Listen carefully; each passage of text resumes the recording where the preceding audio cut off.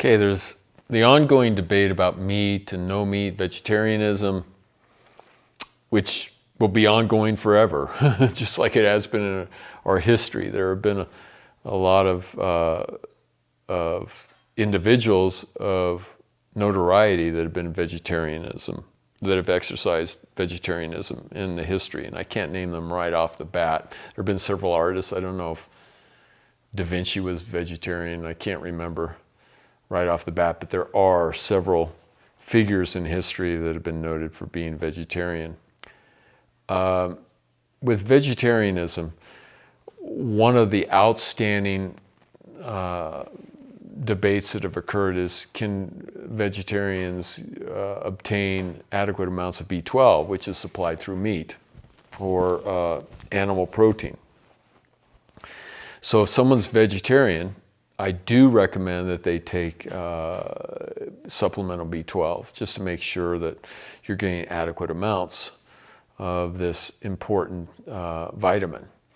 But with regards to meat itself, all the varieties that we have, from pork, beef, out here buffalo, antelope, and even going into the seafood like fish and turkey and poultry and things like that, meat does provide amino acids in a format that are important for us, obviously. So I personally do recommend eating protein from animal sources. Now, when we're talking about things like beef or pork, it depends on the feed that they're given. Obviously, that has to be regulated, and I don't know enough about what they do at feedlots. As an example, I've heard and I've read about it, but I'm not an expert in that field. But I do know that the things that are given, such as hormones, are basically transferred to the consumer, which is you. And my concern gets to be these hormones, how they interact with us as human beings after they're consumed.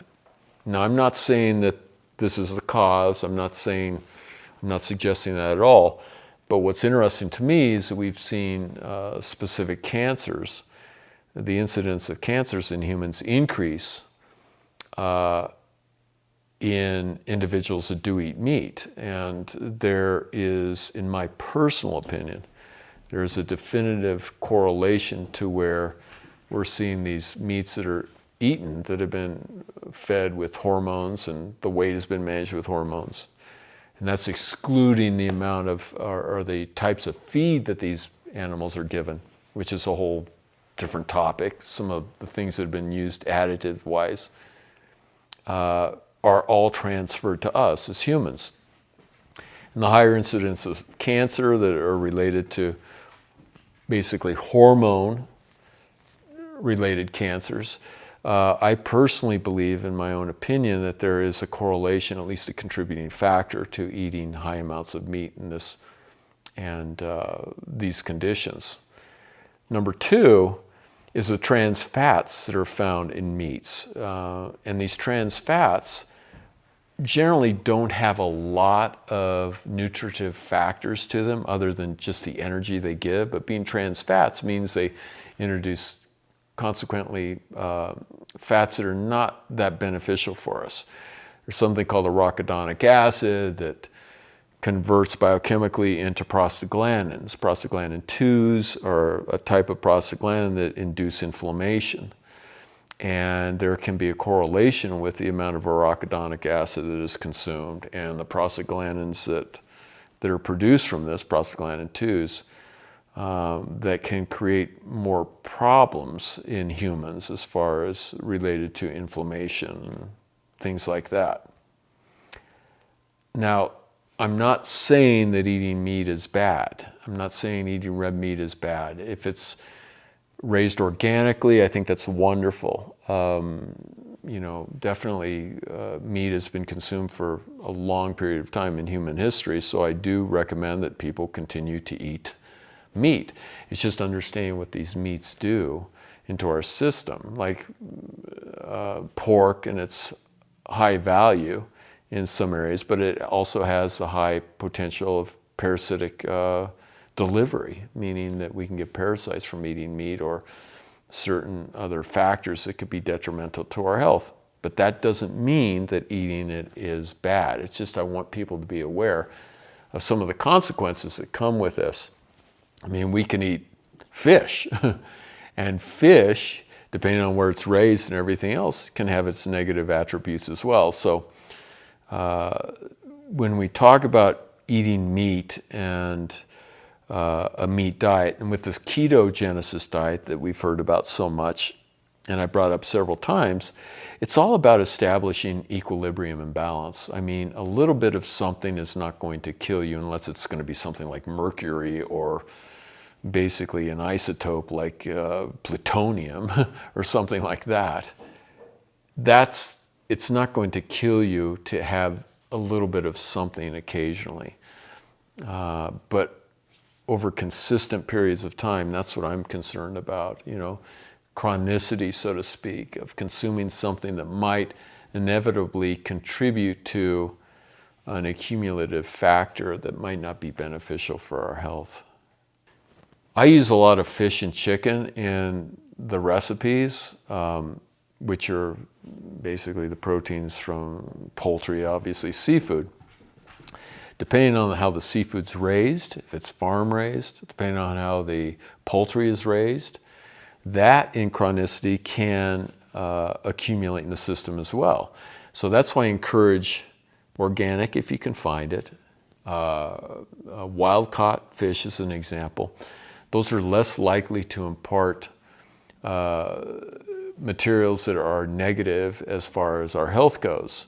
The same thing with red meat, and the same thing with wild-caught game. As an example, when people tell me here in Wyoming, the great outdoors, that they have buffalo that they kill, I think that's great. It's wild-caught. If it's going to be antelope, if it's going to be elk or whatever, as long as it's as close to nature as possible. I guess that's the more simplest way to put. That's probably the most simplest way to put that. The more synthesized or synthetic the raising of this life form becomes for the primary use for humans to use it as a food source, gets to be more concerning for me, because obviously we can find materials that really aren't meant to be ingested for our health, found in all types of meat, such as poultry and beef, and how they're raised. So once again, it's the conscientious effort that we do by saying as a consumer to look for organic, range-free, grass-fed, that type of thing that we want to be more aware of.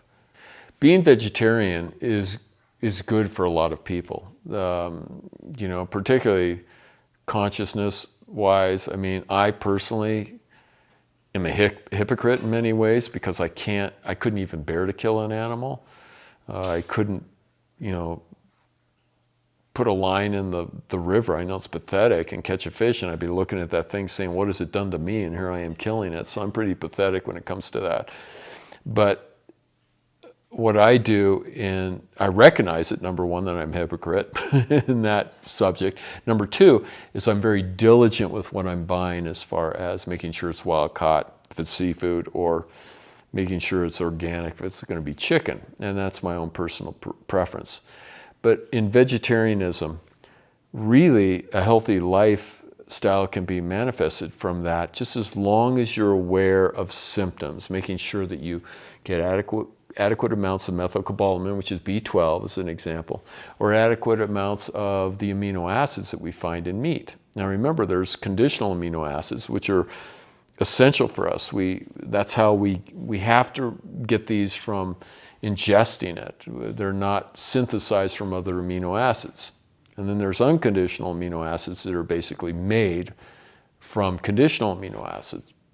As long as you're maintaining and getting these conditional amino acids, then you should be good to go as far as your health, and you should feel okay. So with vegetarianism, the only thing I just recommend is just be aware of amino acid supply and sources, number one. Number two is the B12 or methylcobalamin. And those are the things I would suggest to be more aware of than anything else. And anemia, that's been brought up to me several times, like pernicious anemia, will have a tendency to happen in people, carnivores, as much as it does with vegetarianism. But it's probably more frank when it comes to vegetarianism. So just be aware of these things when we're talking about, like, if it's going to be anemia, if it's going to be amino acid deficiencies. When you're more aware of those, you can more or less dress around how you eat when you practice vegetarianism.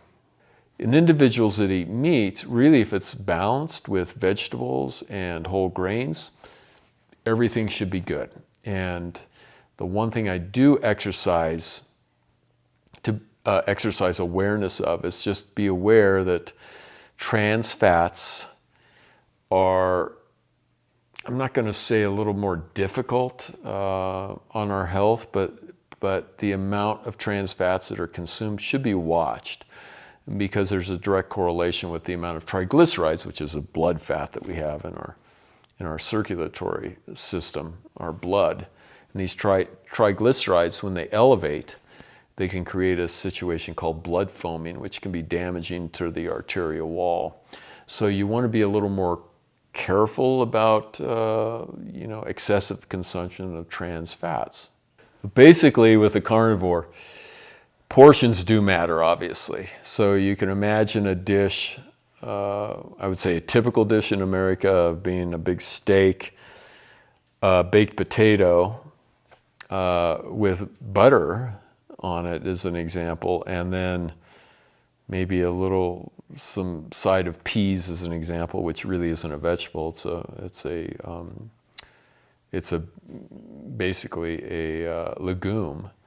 And putting butter on that, well, you can see the amount of trans fats from the dairy products, high trans fat, from the big steak that has adequate amounts of trans fats. So that's what I'm referring to, is just be aware of how much you're taking. And then if you decide to have a glass of milk on top of that, and then a big bowl of ice cream afterwards, well, you're getting the adequate amounts of trans fats, believe me, more than really is what is necessary. That's at a particular point when I'd suggest being a little more cautious of the trans fats and the types of meats and how much meat you're eating at a particular time. That's when I'd be a little more cautious or ask you to exercise a little more awareness in that situation. If you are vegan, just be a little more aware of the amino acid, that you get the source of amino acids, make sure you get all of the conditional amino acids. And number two is make sure you get adequate amounts of B12. Portions in general are important for any situation. If you're vegetarian or carnivore sounds so prehistoric, I guess, but basically portions are something to be exercised. And with vegetarianism, obviously I do encourage your proteins from legumes, obviously, the beans, like we showed you today as an example. And that should suffice. You should be okay as long as you watch your portions, because anyone, even if you're vegetarian, you can just be equally as unhealthy as someone who's a carnivore, or a carnivore can be just as equally as unhealthy as a vegetarian. It all depends on the quality of food and the types of foods that we consume. So just be aware of that, and it's almost like common sense, and that should keep you in an adequate health style.